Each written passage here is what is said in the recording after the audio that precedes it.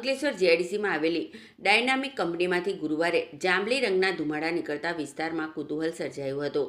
ઘટનાને પગલે આસપાસના વિસ્તારમાં વાતાવરણમાં જાંબલી રંગનું આવરણ જોવા મળતા લોકોમાં ચિંતા ફેલાઈ હતી.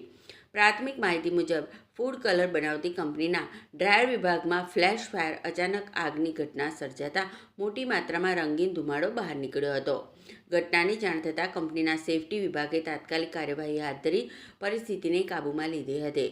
ઘટનામાં કોઈ જાનહાનિ કે ઈજા થયાની માહિતી સામે આવી નથી. જો કે જાંબલી રંગના ધુમાડાના કારણે સમગ્ર વિસ્તારમાં ચર્ચા અને કુતૂહલનું વાતાવરણ સર્જાયું હતું.